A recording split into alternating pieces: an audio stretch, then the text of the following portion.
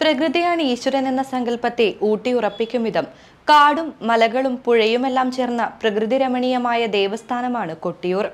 ബാവലി നദിയുടെ കരയിൽ കരകവിഞ്ഞൊഴുകുന്ന ഇടതൂർന്ന വനത്തിന്റെ ഹൃദയഭാഗത്ത് നടക്കുന്ന 28 ദിവസത്തെ ഉത്സവമായ കൊട്ടിയൂർ വൈശാഖ മഹോത്സവം കേരളത്തിന് മാത്രമുള്ള ഒരു അതുല്യമായ അനുഭവമാണ്.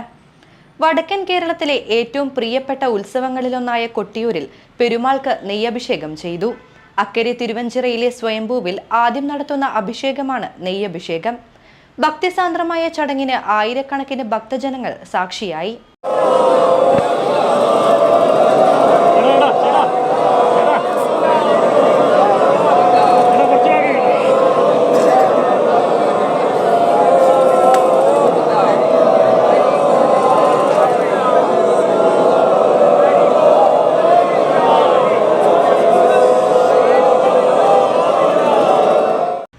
ഭക്തിസാന്ദ്രമായി കൊട്ടിയൂർ വൈശാഖ മഹോത്സവത്തിന്റെ നെയ്യാട്ടം കഴിഞ്ഞു.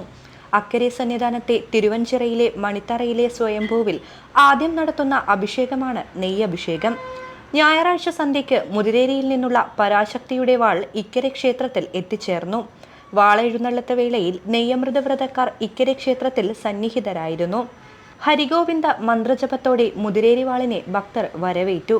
വാൾവരവിന് ശേഷം രാത്രിയിൽ ഓടയും തീയുമായി സ്ഥാനികർ അക്കരെ ക്ഷേത്രത്തിൽ പ്രവേശിച്ച് ചോതിവിളക്ക് തെളിയിച്ചു. തുടർന്ന് ബ്രാഹ്മണർ മണിത്തറയിൽ പ്രവേശിച്ച് സ്വയംഭൂവിനെ ആവരണം ചെയ്ത അഷ്ടഗന്ധം നീക്കം ചെയ്ത് നാളം തുറന്നു. പാത്തിവെച്ച് രാശി വിളിച്ച ശേഷം നെയ്യാട്ടം നടത്തി. ജന്മസ്ഥാനികരായ വല്ലിപ്പാലൻ വലിയ കുറുപ്പിന്റെയും തമ്മേങ്ങാടൻ മൂത്ത നമ്പ്യാരുടെയും നെയ്യമൃത് ആദ്യം സ്വയംഭൂ വിഗ്രഹത്തിൽ അഭിഷേകം ചെയ്തു. തുടർന്ന് ക്രമമനുസരിച്ച് വിവിധ മഠങ്ങളിൽ നിന്നുമെത്തിയ വ്രതക്കാരുടെ നെയ്യ് ഏറ്റുവാങ്ങി സ്വയംഭൂ ശിലയിൽ അഭിഷേകം ചെയ്തു.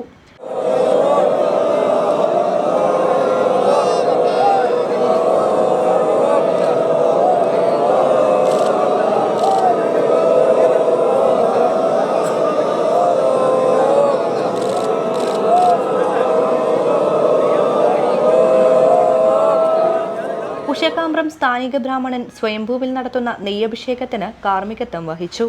ഉത്സവത്തിന്റെ സുപ്രധാന ചടങ്ങായ ഭണ്ഡാരമെഴുന്നള്ളത്ത് വെള്ളിയാഴ്ച രാത്രി നടക്കും.